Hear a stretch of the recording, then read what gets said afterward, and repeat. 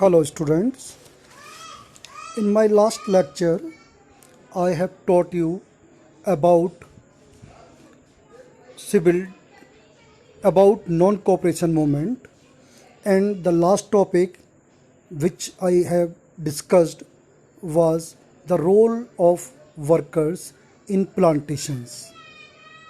Now we will continue from that topic, and today we are going to discuss the role of Justice Party in non-cooperation movement. Justice Party, this is the party of non-Brahmins from Madras Presidency, and the aim of that party was to gain power by removing Brahmins from the politics. This party was against the Brahmins and it was in support of Dalits or non-Brahmins. So when Mahatma Gandhi declared that no Indian political party would participate in council elections, the Justice Party opposed this appeal and decided to participate in the council elections. So we can say that the Justice Party didn't support non-cooperation movement. So we can say that there was the problem of untouchables or caste system in Indian society at that time. So the Justice Party didn't support Gandhi ji और his non-cooperation movement. मैंने अभी आपको discuss किया है कि जो justice party थी मद्रास की नॉन ब्राह्मण्स की पार्टी थी, और इन नॉन ब्राह्मण्स की सोच ये थी कि किसी भी प्रकार ब्राह्मण्स को हटाकर सत्ता प्राप्त की जाए, और इसीलिए उन्होंने गांधी जी के नॉन कोऑपरेशन के प्रस्ताव को नहीं माना और जो काउंसिल इलेक्शंस हुए उनमें पार्टिसिपेट किया. तो अगर बोर्ड में जस्टिस पार्टी का रोल पूछा जाएगा तो ये नेगेटिव रोल ही हमें डिस्कस करना है. इसके बाद हमारा नेक्स्ट टॉपिक आ जाता है AIIMS of non cooperation movement. AIIMS of non cooperation movement. AIIMS of non cooperation movement में मैं पहले भी बता चुका हूँ कि खिलाफत मूवमेंट इसके साथ जुड़ा हुआ था. तो इस आंदोलन का पूरा नाम था नॉन कोऑपरेशन खिलाफत मूवमेंट, और नॉन कोऑपरेशन खिलाफत मूवमेंट स्टार्ट करने के दो एम थे. पहला एम तो था कि हम स्वराज प्राप्त कर सकें. स्वराज प्राप्त करना, स्वराज का मीनिंग बहुत लोगों के लिए कन्फ्यूजन क्रिएट करता है, लेकिन मैं आपको स्पष्ट करना चाहता हूँ. लोग बाग ये सोचते हैं और स्टूडेंट्स के मन में भी ये आता है कि शायद स्वराज का मतलब स्वतंत्रता ही था, किंतु स्वराज का मतलब कदापि स्वतंत्रता नहीं था. स्वराज एक ऐसी सोच थी, जैसे स्वराज का जो शाब्दिक अर्थ होता है स्वयं का राज्य, और ये गांधी जी द्वारा विकसित वो सोच थी जिसके द्वारा लोकल लेवल पर भारतीय लोगों को शासन करने का अवसर मिले और सेंट्रल लेवल पर, केंद्र लेवल पर अंग्रेजी शासन करते रहें. तो स्वराज प्राप्ति एक एम था, और दूसरा एम था to defend the khalifa's temporal powers. जो टर्की का सुल्तान होता था उसे मुस्लिम समाज का धार्मिक गुरु माना जाता था और खलीफा कहा जाता था. जब मैं नॉन कोऑपरेशन पिछले लेक्चर में बता रहा था तो मैंने बताया था कि मुसलमानों को साथ जोड़ने के लिए गांधी जी ने खिलाफत इशू को इन्वॉल्व किया था इस नॉन कोऑपरेशन मूवमेंट में. तो खलीफा की जो टेम्पोरल सांसारिक शक्तियां थीं उनकी सुरक्षा के लिए भी इस आंदोलन को चलाया गया था. इस प्रकार से दो एम थे इसके, स्वराज और to defend the khalifa's temporal power. अब हम नेक्स्ट टॉपिक पर चलते हैं, और नेक्स्ट टॉपिक है हमारा limits of non cooperation movement. अब ये limits of non cooperation movement ये लिमिट्स का मतलब आप जानते हैं, लिमिटेशंस, या आप कहिए कमियां, जिसके कारण इसको बहुत ज़्यादा सफलता नहीं मिली। तो देखिएगा, नॉन कोऑपरेशन मैंने बताया था लास्ट लेक्चर में कि हम सहयोग नहीं करेंगे। इंडियन स्टूडेंट्स इंग्लिश स्कूल में पढ़ने के लिए नहीं जाएंगे। इंडियन एडवोकेट्स ब्रिटिश या इंग्लिश कोर्ट्स में प्रैक्टिस के लिए नहीं जाएंगे। इंडियन टीचर्स ब्रिटिश स्कूल से नौकरी छोड़ देंगे। इंडियन पुलिसकर्मी और अन्य डिपार्टमेंट में काम करने वाले लोग जो अंग्रेज़ों के लिए काम करते थे, वो अपना काम करना छोड़ देंगे। कहना बड़ा आसान होता है, लेकिन प्रैक्टिकली बड़ा मुश्किल हो जाता है। हाँ, ये सब कुछ संभव है यदि ऑल्टरनेटिव व्यवस्था की जाए। ऑल्टरनेटिव व्यवस्था मतलब वैकल्पिक व्यवस्था से है। यदि मान लीजिए किसी बच्चे से कहा जाए कि ये स्कूल पढ़ने के लिए ठीक नहीं है, तो उसे ऑल्टरनेट बताया जाए कि इस स्कूल में नहीं, आप इस स्कूल में पढ़िए, तो वो जा सकता है उस दूसरे स्कूल में पढ़ने के लिए। और अगर यही कह दिया जाए कि सारे ही स्कूलों में नहीं पढ़ना है, तो ये बड़ा मुश्किल हो जाएगा कि बच्चा स्कूल ही जाना बंद कर दे। तो चाहिए था, जब भारतीय विद्यार्थियों से कहा गया था कि आप अंग्रेज़ों के स्कूल में मत पढ़िए, तो ये निश्चित रूप से वैकल्पिक व्यवस्था देनी चाहिए थी, भारतीयों के स्कूल स्थापित करने चाहिए थे। किंतु भारतीयों के स्कूल स्थापित उतनी तेज़ी से, उतनी संख्या में नहीं हुए जितनी आवश्यकता थी। तो एक समय के बाद में भारतीय विद्यार्थी वापस अंग्रेज़ों के स्कूलों में जाने लगे, और जिन लोगों से नौकरियां छोड़ने के लिए कहा गया था, उन्होंने शुरुआती जोश में नौकरियां तो छोड़ दी, लेकिन आर्थिक संकट उनके परिवारों में गहरा गया। उनको वैकल्पिक व्यवस्था होनी चाहिए थी, कहीं दूसरी इंडियन फर्म्स में नौकरी मिलनी चाहिए थी, लेकिन वो व्यवस्था वैकल्पिक न हो सकी। ऑल्टरनेटिव इंस्टीट्यूशंस के अभाव में, ऑल्टरनेटिव जॉब्स के अभाव में ये टीचर्स और वर्कर्स वापस अंग्रेज़ों की नौकरी पर जाने लगे। इसी प्रकार से लॉयर्स भी कब तक बिना व्यवसाय के रह सकते थे? कोई वैकल्पिक व्यवस्था उनके लिए भी नहीं थी, इसलिए उन्हें भी मजबूरन बाद में वापस कोर्ट्स में जाना पड़ा। तो जो आर्थिक संकट आया परिवारों के ऊपर, उस आर्थिक संकट को दूर करने के लिए अगर कोई वैकल्पिक व्यवस्था होती, कोई वैकल्पिक इंस्टीट्यूशंस होते, तो शायद ये आंदोलन और ज़्यादा मजबूती से चल सकता था। खैर, इस आंदोलन को बीच में ही मैंने बताया था, हिंसा के कारण चौरी चौरा में वापस ले लिया गया था। तो फिर भी इसकी लिमिट्स और लिमिटेशंस पूछी जाती हैं, तो एब्सेंस ऑफ इंडियन इंस्टीट्यूशंस और ऑल्टरनेटिव इंस्टीट्यूशंस हम कह सकते हैं। नेक्स्ट जो हमारा पॉइंट है वो है आज स्वराज पार्टी। अभी मैंने डिस्कस किया था कि जो जस्टिस पार्टी थी उसने काउंसिल्स के इलेक्शन में हिस्सा लिया। अब जो कांग्रेस के अंदर बहुत सारे लीडर्स थे, वो भी गांधी जी के इस बात से संतुष्ट नहीं थे कि हम इलेक्शंस में हिस्सा नहीं लेंगे। तो उनमें से CR दास और मोतीलाल नेहरू जी ने एक पार्टी बनाई, स्वराज पार्टी। इस स्वराज पार्टी का मुख्य उद्देश्य ये था, और इनकी सोच ये थी कि हम इलेक्शंस में पार्टिसिपेट करें, इलेक्शंस में पार्टिसिपेट करके जब हम काउंसिल्स में पहुँचें, वहाँ जाकर अंग्रेज़ों की नीतियों का विरोध करें, और वहाँ पर उनको अंग्रेज़ों को काउंसिल्स में डिस्टर्ब करें। तो ये स्वराज्य पार्टी थी, जिसमें कि मुख्य रूप से CR दास और मोतीलाल नेहरू नेतृत्व कर रहे थे। अब अंग्रेज़ों ने भी यहाँ पर समय समय पर भारतीयों को संतुष्ट करने के लिए थोड़ा बहुत चेंज करने का प्रयास किया था, जैसे कि गवर्नमेंट ऑफ इंडिया एक्ट 1919 पारित किया गया था, जिसके द्वारा ये प्रोविंशियल काउंसिल्स के इलेक्शन हो रहे थे। और एक व्यवस्था की गई थी कि कुछ समय पश्चात एक कमेटी और कमीशन बनाया जाएगा, ये सर्वे करने के लिए इंडिया में कि यहाँ पर और क्या कॉन्स्टिट्यूशनल चेंज होने चाहिए, और क्या राइट्स भारतीयों को दिए जाने चाहिए, और किस प्रकार के परिवर्तन भारत में किए जाने चाहिए। इसके लिए ब्रिटिश गवर्नमेंट ने एक कमीशन नियुक्त किया, और उस कमीशन को हम पॉपुलरली जो मुख्य रूप से जानते हैं, उसको हम साइमन कमीशन के नाम से जानते हैं। ये जो साइमन कमीशन था, इसको भारत भेजा गया, भारत में परिवर्तन और कॉन्स्टिट्यूशनल चेंजेस को सजेस्ट करने के लिए।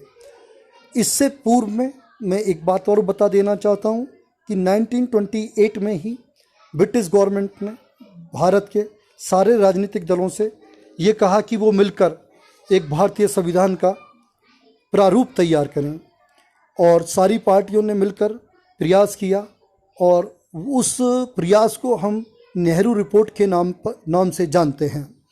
इस नेहरू रिपोर्ट में एक तरीके से प्रारूप था भारतीय संविधान का।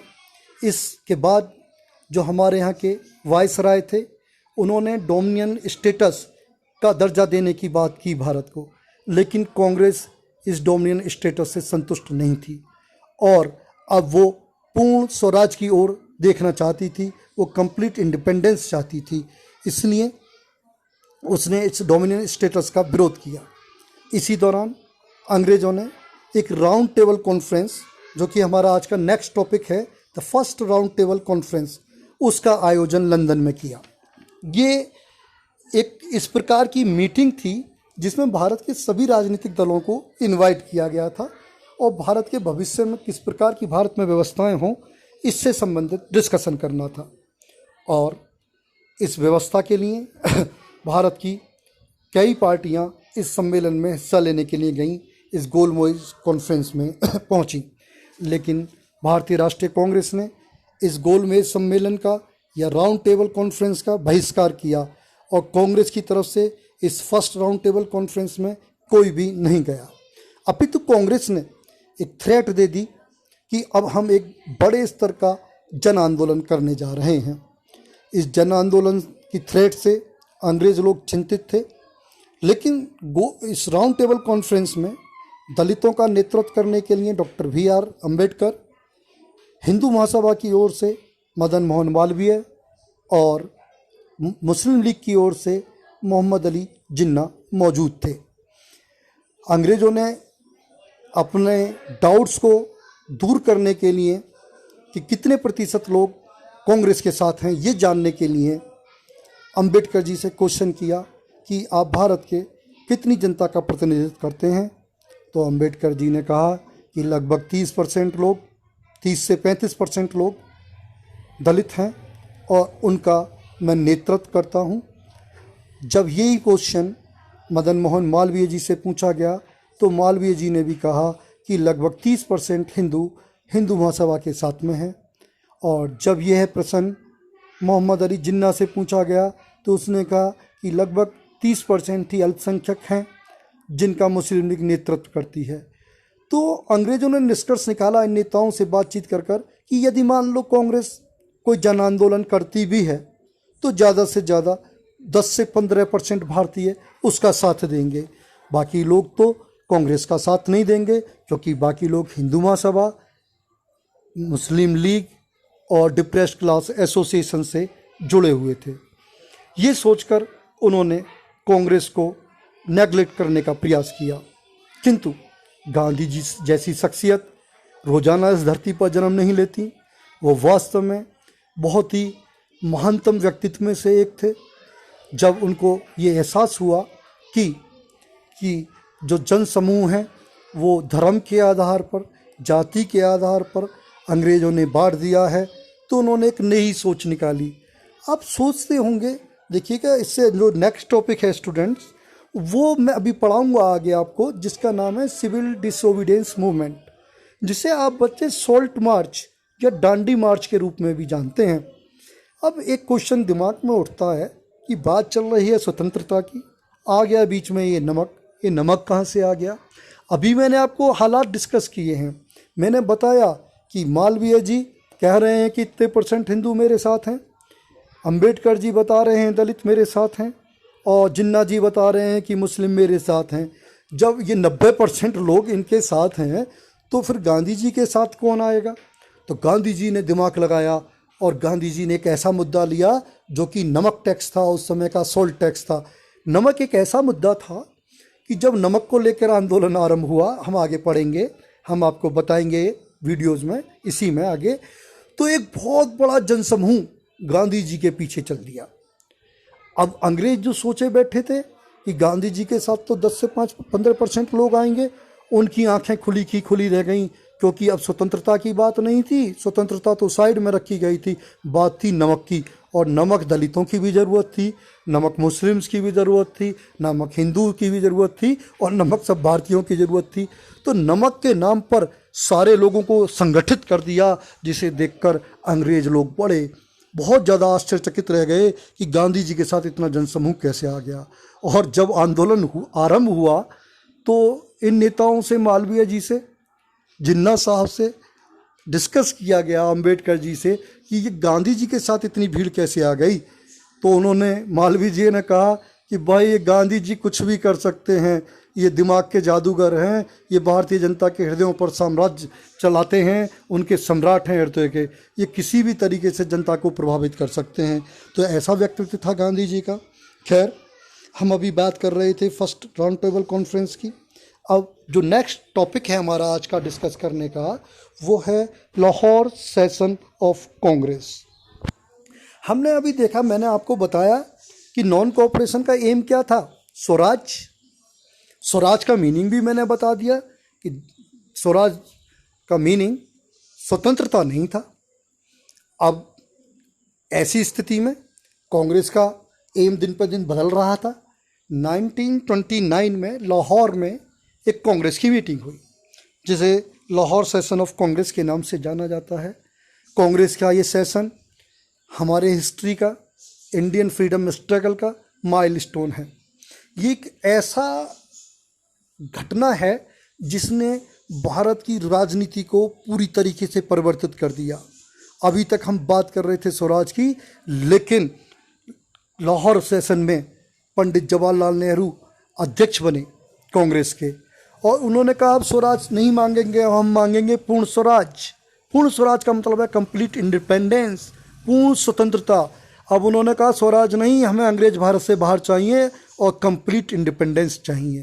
पहली बार ये वाली बात कांग्रेस ने अपने एम में शामिल की कि अब स्वराज के लिए नहीं, स्वतंत्रता के लिए लड़ना है। और इस मीटिंग में ये तय किया गया कि 26 जनवरी को हम 1930 में फर्स्ट इंडिपेंडेंस डे सेलिब्रेट करेंगे। 26 जनवरी 1930 को पूरे इंडिया में जगह जगह फर्स्ट इंडिपेंडेंस डे सेलिब्रेट किया गया, और उसके बाद में कांग्रेस ने ये परंपरा बना ली कि हर वर्ष 26 जनवरी को इंडिपेंडेंस डे सेलिब्रेशन होने लगा। किंतु आज़ादी हमें 15 अगस्त 1947 को मिली, तो इंडिपेंडेंस डे तो हमारा 15 अगस्त हो गया, लेकिन हमारा कॉन्स्टिट्यूशन बनकर 26 नवंबर 1949 को तैयार हो गया था। लेकिन ये जो परंपरा चली आ रही थी इंडिपेंडेंस डे सेलिब्रेशन की, उसको हमारे फ्रीडम फाइटर्स और नेता छोड़ना नहीं चाहते थे। इसलिए डिसाइड किया गया कि इंडिया में जो कॉन्स्टिट्यूशन को एनफोर्स किया जाएगा वो 26 जनवरी को किया जाएगा, जिससे कि जो परंपरा 1930 से चली आ रही है उसे हम इंडिपेंडेंस डे नहीं तो रिपब्लिक डे के रूप में फ्यूचर में भी बनाते रहेंगे। और इसीलिए 26 जनवरी 1950 को हमारा ये कॉन्स्टिट्यूशन एनफोर्स किया गया। इसके बाद में अब टॉपिक हमारा आ जाता है जो भी मैंने थोड़ा सा डिस्कस किया था, सॉल्ट मार्च, या कहिए सिविल डिसोबीडियंस मूवमेंट, या कहिए डांडी मार्च, एक ही बात है, तीनों में से कुछ भी पुकार सकते हैं। अभी तक का बैकग्राउंड आप देखते हैं कि कांग्रेस ने फर्स्ट राउंड टेबल कॉन्फ्रेंस का बहिष्कार किया, साथ ही साथ ये भी थ्रेट दी कि हम अब एक आंदोलन चलाएंगे। 1929 में स्वराज से पूर्ण स्वराज की बात की और अंग्रेज़ों से कहा कि अब हमें आपकी यहाँ पर आवश्यकता नहीं है। ऐसी परिस्थितियों में गांधी जी ने ये डिसाइड करा और कांग्रेस कमेटी ने एक बड़े स्तर पर जन आंदोलन चलाया जाए। अब जन आंदोलन चलाने के लिए जनता घरों से निकले और पार्टिसिपेट करे। इसके लिए गांधी जी ने 11 डिमांड रखी। इनमें से सबसे जो मुख्य स्ट्राइकिंग डिमांड थी वो सॉल्ट टैक्स को समाप्त करने की थी। इसके अतिरिक्त किसानों से संबंधित डिमांड्स, उद्योगपतियों की डिमांड्स, वर्कर्स की डिमांड, सभी की डिमांड शामिल की गई। कुल मिलाकर 11 डिमांड रखी और इन 11 डिमांड को एक लेटर के रूप में गांधी जी ने वायसराय को भेजा। उस समय वायसराय लॉर्ड इरविन थे और लॉर्ड इरविन को लेटर के माध्यम से उन्होंने चुनौती दी कि यदि 11 मार्च 1930 तक उन डिमांड्स को नहीं माना गया तो कांग्रेस एक आंदोलन चलाएगी जिसका नाम होगा सिविल डिसोबीडियंस मूवमेंट। अब ये आंदोलन बताया गया कि 11 मार्च के बाद स्टार्ट होगा। लॉर्ड इरविन बहुत ज़्यादा इंटरेस्टेड नहीं थे क्योंकि लॉर्ड इरविन के दिमाग में था कि जिन्ना, मदन मोहन मालवीय और अंबेडकर साहब ने कहा है कि जनता उनके साथ है, तो गांधी जी के साथ जनता आएगी कहाँ से। इसलिए इसी भ्रम में उन्होंने कोई बातचीत या नेगोशिएशन नहीं किया। 12 मार्च को जब टाइम समाप्त हो गया तो महात्मा गांधी ने अपने 78 वॉलंटियर्स के साथ अपने आश्रम साबरमती से एक यात्रा आरंभ की, पैदल यात्रा, जो कि डांडी एक कोस्टल टाउन है गुजरात का, वहाँ तक के लिए थी। 240 माइल्स की दूरी है साबरमती से डांडी की और लगभग रोज़ाना 10 मील की दूरी तय की गई। और 5 अप्रैल 1930 को गांधी जी डांडी पहुंच गए। 5 अप्रैल को गांधी जी ने फास्ट रखा और 6 अप्रैल को समुद्र का जल उबालकर नमक बनाया, क्योंकि उस समय कानून ये था कोई भारतीय नमक नहीं बनाएगा, मोनोपोली थी अंग्रेज़ों की। तो इस प्रकार से जो सॉल्ट एक्ट था उसका उल्लंघन किया गांधी जी ने और इसको जगह जगह फॉलो किया गया। भारत के विभिन्न हिस्सों में विभिन्न प्रकार से लोगों ने इस आंदोलन में हिस्सा लिया। ये आंदोलन भी लगभग वही सिद्धांत थे जो हमने देखा था नॉन कोऑपरेशन में। स्टूडेंट्स से कहा गया कि वो ब्रिटिश स्कूल्स में पढ़ना बंद कर दें, लॉयर्स से कहा गया वो ब्रिटिश कोर्ट्स में प्रैक्टिस करना बंद कर दें, इंडियन से कहा गया कि वो अंग्रेज़ों की नौकरी ना करें, नौकरियां छोड़ दें। तो लगभग वैसा ही था ये आंदोलन। लेकिन इस एक बोर्ड में क्वेश्चन पूछा जाता है और वो नेक्स्ट टॉपिक है हमारा, how was civil disobedience movement different from the non cooperation movement. अभी मैंने आपको बताया लगभग एक सी बात थी, लेकिन क्वेश्चन ये होता है कि ये नॉन कोऑपरेशन से किस तरीके से अलग था। देखिएगा, ये कई मुद्दों पर नॉन कोऑपरेशन से डिफरेंट आंदोलन था। सबसे पहली बात करते हैं हम एम की। हमने देखा 1921 में जब नॉन कोऑपरेशन आंदोलन चलाया गया तो जो एम था उसका, वो एम क्या था, स्वराज। और अब एम क्या है, अब एम है स्वतंत्रता पूर्ण स्वराज। तो पहली बात तो एम में ही डिफरेंस है, वो स्वराज के लिए था और ये आंदोलन स्वतंत्रता या पूर्ण स्वराज के लिए था। दूसरा हम देखेंगे, जो दूसरा पॉइंट है डिफरेंस का, वो पॉइंट ये है कि हमने देखा था कि नॉन कोऑपरेशन में मुस्लिम्स ने, अली ब्रदर्स की बात की थी मैंने, अली ब्रदर्स ने पूरी तरीके से सहयोग किया था। किसका सहयोग किया था? गांधी जी का। पूरी तरीके से गांधी जी के साथ में थे मुस्लिम्स। लेकिन ये जो आंदोलन था, इस आंदोलन में सिविल डिसोबीडियंस मूवमेंट में मुस्लिम्स ने उस स्तर पर पार्टिसिपेट नहीं किया। एक तरीके से तो कहें वो ल्यूकवार्म रहे, उदासीन रहे, और मुस्लिम्स ने इस आंदोलन में पूरी तरीके से पार्टिसिपेट नहीं किया। तो पहला डिफरेंस मैंने बताया एम का। दूसरा बताया मैंने फर्स्ट में मुस्लिम्स ने पार्टिसिपेट किया और इसमें मुस्लिम्स ने पार्टिसिपेट नहीं किया। नेक्स्ट हम बात करेंगे कि जो नॉन कोऑपरेशन मूवमेंट था वो किसके लिए था। नॉन कोऑपरेशन मूवमेंट में केवल नॉन कोऑपरेशन की बात थी कि हमें अंग्रेज़ों को सहयोग नहीं करना, केवल कोई कानून तोड़ने की बात नहीं थी। लेकिन यहाँ पर सिविल डिसोबीडियंस मूवमेंट में गांधी जी ने कहा कि कॉलोनियल रूल्स, कॉलोनियल लॉज, अंग्रेज़ों के कानूनों को तोड़ना है। और सबसे पहले गांधी जी ने ही ये जो नमक का कानून था इसको तोड़ा, नमक बनाकर। तो ये डिफरेंस था, वहाँ पर कानून तोड़ने के लिए नहीं कहा गया था, यहाँ पर कानून तोड़ने के लिए कहा गया। इसके अतिरिक्त एक डिफरेंस और भी था। हालांकि नॉन कोऑपरेशन मूवमेंट में महिलाओं ने पार्टिसिपेट किया था, लेकिन सिविल डिसोबीडियंस मूवमेंट में बड़े स्तर पर, बहुत बड़े स्तर पर महिलाओं ने हिस्सा लिया था और पुरुषों के साथ कंधे से कंधा मिलाकर इस आंदोलन में खड़ी रही थी। इस प्रकार हम 4 पॉइंट के आधार पर डिफरेंस कर सकते हैं इन आंदोलनों के बीच में। ये आंदोलन जो चल रहा था, इसमें जो पार्टिसिपेंट्स थे, how participants saw the movement, किस प्रकार से लोगों ने इसको समझा, किस प्रकार से लोगों ने इस आंदोलन में हिस्सा लिया। अब देखिएगा, जनता तो जनता होती है, जनता वही काम करती है जिसमें जनता का फ़ायदा हो रहा हो। जनता जो कॉमन पीपल होते हैं, कॉमन मैन होता है, वो सबसे पहले अपना फ़ायदा देखता है। तो हम यहाँ पर देखेंगे, बड़ा इंटरेस्टिंग टॉपिक है। हम सबसे पहले बात कर लेते हैं कि जो रिच पीजेंट्स थे, जो रिच पीजेंट्स कम्युनिटीज़ थीं, उनका क्या रोल रहा इस मूवमेंट में। देखिएगा, जैसे कि उत्तर प्रदेश में जाट थे, गुजरात के पटियार्स थे, ये रिच कम्युनिटीज़ थी पीजेंट्स की। इनकी क्या डिमांड थी? इनकी डिमांड ये थी कि रिवेन्यू, लैंड टैक्स कम किया जाए। इनके लिए आज़ादी यही थी कि इनका लैंड टैक्स कम हो जाए। तो इन्होंने बढ़ चढ़कर भाग लिया इस आंदोलन में। जब पहली बार गांधी जी ने आंदोलन स्टार्ट किया, ये आंदोलन 2 बार स्टार्ट हुआ था, एक बार रीलॉन्च हुआ बाद में। तो मैं फर्स्ट टाइम की बता रहा हूँ, जब फर्स्ट टाइम लॉन्च किया गया तो उस समय इन रिच पीजेंट्स कम्युनिटीज़ ने बढ़ चढ़कर हिस्सा लिया। अब दूसरी तरफ पुअर पीजेंट्री थी, गरीब किसान थे। गरीब किसान जमींदारों से ज़मीन किराए पर लेकर खेती करते थे, तो उनका लैंड टैक्स से कोई मतलब नहीं था, उनका मतलब था रेंट से, किराए से, क्योंकि वो किराया देते थे। और उनकी डिमांड क्या थी कि किराया कम किया जाए।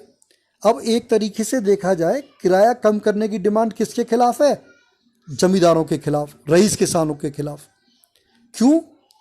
वो तो रिवेन्यू देते हैं और अपनी ज़मीन जब उठाएंगे तो ज़्यादा से ज़्यादा रेंट लेंगे, लेकिन जो किसान गरीब हैं वो ये चाहते हैं कि रेंट कम हो जाए। तो एक तरीके से दोनों के हित एक दूसरे के खिलाफ हैं। इसलिए जो पुअर पीजेंट्री थी उसने पार्टिसिपेट नहीं किया इस आंदोलन में, क्योंकि रिच जो पीजेंट्स थे वो रेवेन्यू की डिमांड पर पहले से कांग्रेस के साथ थे। तो इस प्रकार से काफ़ी क्षेत्रों में गरीब किसानों ने कांग्रेस से दूरियां बना के रखी और इस आंदोलन में बहुत बढ़ चढ़कर हिस्सा नहीं लिया। अब दूसरी बात करते हैं हम एक दूसरे ग्रुप की, इंडस्ट्रियलिस्ट, उद्योगपति। अब देखिएगा, जब first time civil disobedience movement को लॉन्च किया गांधी जी ने, तो जो इंडस्ट्रियलिस्ट थे उन्होंने बढ़ चढ़कर हिस्सा लिया इस आंदोलन में। हिस्सा लेने का कारण था कि इंडस्ट्रियलिस्ट की अपनी डिमांड्स थी कि उनको इंपोर्ट कर दिया जाए, सामान बाहर भेजने दिया जाए, उनको भी उनका व्यापार बढ़ाने के अवसर मिले। इसी उद्देश्य से उन्होंने गांधी जी का साथ दिया। अपनी भी बहुत सारी उन्होंने एसोसिएशंस बनाई थी और गांधी जी का फर्स्ट टाइम जब ये आंदोलन लॉन्च हुआ तो पूरी तरीके से साथ में थे। इस दौरान जो वर्कर्स थे, इंडस्ट्रीज में काम करने वाले वर्कर्स, और उनकी डिमांड क्या थी? उनकी सारी डिमांड ये थी कि उनको वेतन ज़्यादा मिले, अच्छी कंडीशन हो, वर्किंग कंडीशन हो। और ये जो अच्छी वर्किंग कंडीशन, वेतन ज़्यादा, ये इंडस्ट्रीज के खिलाफ डिमांड थी। जब इंडस्ट्रीज साथ में थे कांग्रेस के, तो ये जो वर्कर्स थे ये कांग्रेस के साथ नहीं रहे, ये कांग्रेस से दूरियां बना के रखी इन्होंने और इस आंदोलन में हिस्सा उन्होंने नहीं लिया। और हम देखेंगे महिलाएं, तीसरा ग्रुप है महिलाएं। इन महिलाओं ने बहुत बढ़ चढ़कर हिस्सा लिया इस आंदोलन में और पूरी तरीके से गांधी जी का सहयोग किया। बहुत सारी महिलाएं, सरोजिनी नायडू और भी बहुत सारी महिलाएं थीं जिन्होंने इसमें पूरी तरीके से अपना रोल प्ले किया। तो हम देखेंगे यहाँ पर कि इस आंदोलन में रिच पीजेंट्स कांग्रेस के साथ हैं, पुअर पीजेंट्स कांग्रेस के साथ नहीं हैं, इंडस्ट्रियलिस्ट कांग्रेस के साथ हैं, वर्कर्स कांग्रेस के साथ नहीं हैं। महिलाएं एक इसका इम्पोर्टेंट फीचर है आंदोलन का, बढ़ चढ़कर हिस्सा लिया उन्होंने। तो ये मैंने डिस्कस किया कि कैसे पार्टिसिपेंट्स ने इस मूवमेंट्स में अपना अपना रोल प्ले किया। अब हम बात करते हैं लिमिटेशंस या limits of civil disobedience movement. तो देखिएगा, जैसा कि मैं पहले ही बता चुका हूँ, मैंने आपको बताया था नॉन कोऑपरेशन मूवमेंट के दौरान आज ही के लेक्चर में role of Justice Party. Negative role play किया था जस्टिस पार्टी ने। क्यों? क्योंकि वो जातिवाद के साथ उन लोगों के साथ अन्याय होता था और वो अनटचेबिलिटी के खिलाफ थी, ब्राह्मण्स के खिलाफ थी। अब ऐसा ही यहाँ पर भी देखने को मिला। जो अनटचेबल्स का ग्रुप था, अनटचेबिलिटी आप जानते होंगे, मैं पहले भी कई बार डिस्कस कर चुका हूँ, लेकिन फिर मैं एक बार बता देता हूँ। हमारे समाज में कुछ लोग पहले ये माना करते थे कि कुछ जो निम्न जाति के लोग होते हैं वो अछूत होते हैं, वो हम उन्हें छू नहीं सकते, अगर हम उन्हें छुएंगे या वो हमें छू लेंगे तो हम अपवित्र हो जाएंगे। तो इस जो फीलिंग है ये ऐसे अनटचेबिलिटी बोला जाता है कि हम मनुष्य को मनुष्य मानने के लिए तैयार नहीं। ऐसी सोच थी। आज कानून बन गया है हमारे कॉन्स्टिट्यूशन में, अनटचेबिलिटी को बिल्कुल अवैध घोषित कर दिया गया है और बहुत सारे कानून हैं जिसके आधार पर, जाति के आधार पर इस प्रकार का भेदभाव ना हो। लेकिन रियलिटी ये है कि शायद हमारे हार्ट से अभी भी नहीं निकल पाया है। तो हमें प्रयास करना चाहिए अच्छे भारतीय होने के नाते कि अनटचेबिलिटी में हम विश्वास नहीं करें। ये जो अनटचेबिलिटी थी इसने सिविल डिसोबीडियंस मूवमेंट में रुकावट उत्पन्न की, क्योंकि जहाँ जहाँ पर ये दलित लोग थे जिनके साथ अन्याय होता था वो कांग्रेस के साथ खड़े नहीं हुए, उन्होंने कांग्रेस का साथ नहीं दिया, जो कि कांग्रेस को सभी लोगों को जो संगठित करना चाहती थी वो संगठन नहीं हो पाया। दूसरी लिमिटेशंस जो है इस मूवमेंट की वो है मुस्लिम्स ने पार्टिसिपेट नहीं किया। देखिएगा, मुस्लिम्स ने नॉन कोऑपरेशन में पूरी तरह से सहयोग किया था खिलाफत के मुद्दे पर, लेकिन मुस्लिम्स अब ये सोचने लगे कि कांग्रेस खुले रूप से हिंदुओं का साथ देती है। उस समय एक पार्टी थी हिंदू परिषद, हिंदू परिषद। ये जो हिंदू परिषद थी, ये इसके एक नेता थे एम.आर. जायकर। एम.आर. जायकर ने जब ऑल पार्टी मीटिंग हुई थी 1928 में, तब मुस्लिम लीग का खुलकर विरोध किया था और समझौता नहीं होने दिया था। इस कारण और मुस्लिम लीग को और मुस्लिम नेताओं को ऐसा लगने लगा था, नहीं ऐसा लगने लगा कि कांग्रेस शायद खुले रूप से हिंदू पार्टियों का साथ दे रही है। तो इसलिए मुसलमान नेताओं ने कांग्रेस से दूरियां बना ली और इस आंदोलन में पूरी तरीके से कांग्रेस का साथ मुस्लिम लीडर्स ने भी नहीं दिया। देखिए, ये आंदोलन जब चल रहा था तो अंग्रेज़ों ने फिर सख्ती दिखाई और गांधी जी और बहुत सारे लीडर्स को उठाकर जेलों में डाल दिया गया। गांधी जी जेल में थे। उस जेल के दौरान ही एक समझौता गांधी जी का हुआ उस समय के वायसराय के साथ। इसे बोला जाता है गांधी इरविन पैक्ट। ये 5 मार्च 1931 को समझौता हुआ था। ये समझौता था क्या? इसमें गांधी जी इस बात के लिए तैयार हो गए कि वो अपना ये आंदोलन वापस ले लेंगे और इरविन इस बात के लिए तैयार हो गए कि जितने भी पॉलिटिकल प्रिजनर्स हैं, राजनीतिक बंदी हैं, वो उनको जेलों से रिलीज कर देंगे। दूसरा, कांग्रेस इस बात के लिए तैयार हुई कि जो सेकंड राउंड टेबल कॉन्फ्रेंस होगी उसमें कांग्रेस पार्टिसिपेट करेगी और इस प्रकार से ये गांधी इरविन पैक्ट के माध्यम से ये आंदोलन समाप्त हो गया। गांधी जी ने समझौता कर लिया, आंदोलन समाप्त हो गया, गांधी जी को जेल से छोड़ दिया गया। इसके बाद सेकंड राउंड टेबल कॉन्फ्रेंस हुई 31 में, जिसमें गांधी जी कांग्रेस की ओर से पार्टिसिपेट करने के लिए गए, लेकिन वहाँ पर सेकंड राउंड टेबल कॉन्फ्रेंस में सेपरेट इलेक्ट्रेट के मुद्दे को लेकर गांधी जी और डॉक्टर भीमराव अंबेडकर के बीच में डिस्प्यूट हो गया। गांधी जी दलितों को सेपरेट इलेक्ट्रेट देने के पक्ष में नहीं थे, जबकि अंबेडकर सेपरेट इलेक्ट्रेट दलितों के लिए मांग रहे थे। अब ये वर्ड आया है सेपरेट इलेक्ट्रेट। इसको सुनकर आपको समझ में नहीं आ रहा होगा ये क्या है, तो पहले मैं ये क्लियर कर देता हूँ ये सेपरेट इलेक्ट्रेट होता क्या है। देखिएगा, सबसे पहले ब्रिटिशर्स ने मुस्लिम्स को 1909 में सेपरेट इलेक्टोरेट्स दिया। इसके अकॉर्डिंग क्या था, जो काउंसिल्स की सीटें थीं उनमें कुछ सीट ऐसी फिक्स कर दी गई कि उन सीट पर केवल मुसलमान ही चुनाव लड़ेंगे और मुसलमान ही वोट देंगे, ऐसी व्यवस्था कर दी गई। अब इसके बाद यही डिमांड रखी दलितों ने कहा हमें भी सेपरेट इलेक्टोरेट मिले। मतलब ऐसी कॉन्स्टिट्यूंसीज, ऐसे चुनाव क्षेत्र जहां से केवल दलित ही चुनाव लड़ेगा और वोट देने का अधिकार भी केवल दलित को होगा।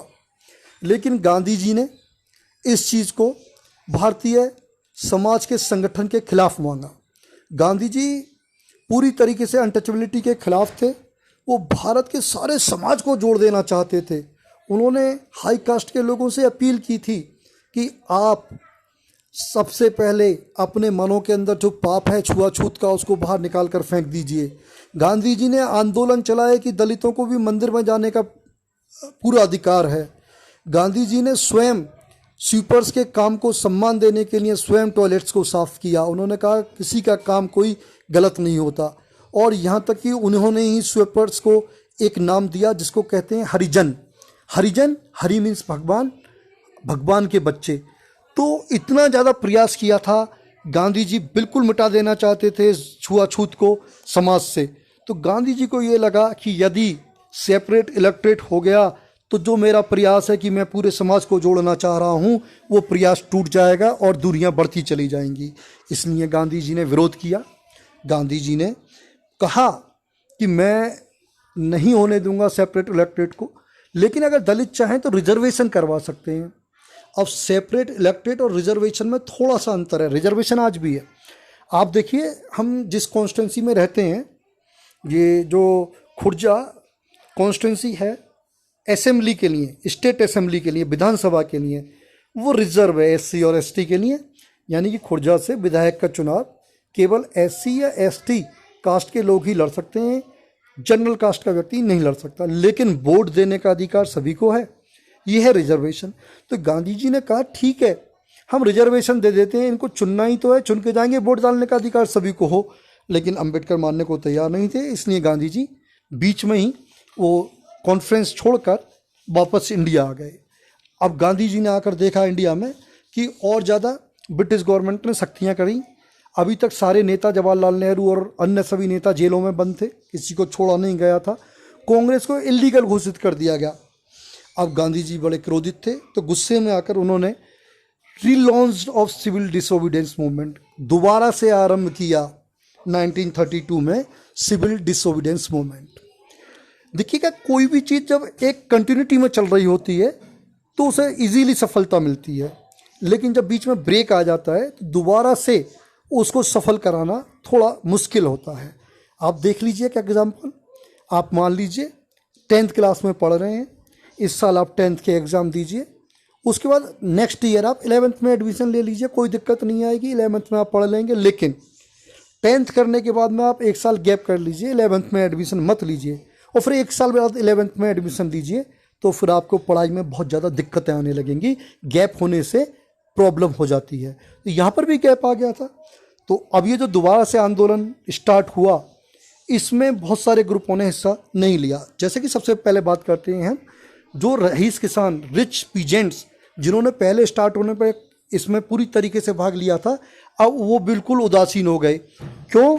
उनको लगा कि रेवेन्यू तो हमारा कम हुआ नहीं और गांधी जी ने पहले ही इस आंदोलन को बंद कर दिया, तो वो नाराज़ हो गए, वो नहीं आए साथ में। ऐसे ही इंडस्ट्रियलिस्ट, जब पहली बार स्टार्ट किया था गांधी जी ने तो बड़ी संख्या में थे, लेकिन अब इंडस्ट्रियलिस्ट को लगने लगा कि कांग्रेस में जो समाजवाद है, जो कम्युनिस्ट थिंकिंग है, वो बढ़ती जा रही है। अच्छा, ये सोशलिज्म और ये कम्युनिस्ट जो थिंकिंग होती है, ये इंडस्ट्रियलिस्ट के खिलाफ होती है। आपने पढ़ रखा होगा कि जो समाजवाद है, जो मार्क्स की विचारधारा है, मार्क्सिज्म है, वो इंडस्ट्रियलिस्ट के खिलाफ है। ये वर्कर्स के हित की बात करते हैं, ये इंडस्ट्रियलिस्ट के हित की बात ही नहीं करते। तो उन्हें लगने लगा कि कांग्रेस तो हम इंडस्ट्रियलिस्ट के खिलाफ है। इसलिए जब दोबारा लॉन्च किया गया इस आंदोलन को, तो इंडस्ट्रियलिस्ट भी साथ में नहीं आए और धीरे धीरे इस आंदोलन में पार्टिसिपेट करने वालों की संख्या कम होती चली गई और अंततः ये आंदोलन अपने आप समाप्त हो गया। इस प्रकार से हमने देखा सिविल डिसोबीडियंस मूवमेंट को, हमने बताया कैसे स्टार्ट हुआ, किस किस ने पार्टिसिपेट करा, किस किस ने इसका विरोध किया, क्या इसकी लिमिटेशंस थी, यह हमने डिस्कस किया। मुझे उम्मीद है आप लोगों की समझ में आया होगा। अगर नहीं आया है तो मैं आपको आपकी जो भी प्रॉब्लम्स हैं उनको सॉल्व करूंगा नेक्स्ट चैप्टर में, नेक्स्ट लेक्चर में मैं प्रयास करूंगा। अब इस चैप्टर में बहुत सारी पर्सनालिटीज़ हैं जिनको डिस्कस करना है, जैसे महात्मा गांधी, सुभाष चंद्र बोस, भगत सिंह, चंद्रशेखर आज़ाद और बहुत सारे लोग। मैं नेक्स्ट जो लेक्चर दूंगा उसमें इन पर्सनालिटीज़ को लेकर चलूँगा। अभी तक जितना मैंने आपको डिस्कस किया है इसमें थोड़ा बहुत अभी और डिस्कशन होगा इसी आंदोलन से संबंधित नेक्स्ट लेक्चर में। लेकिन आप स्टूडेंट से एक मेरी रिक्वेस्ट है कि आप एनसीईआरटी की बुक लेकर जितना मैंने लेक्चर दिया है उसकी रीडिंग करें।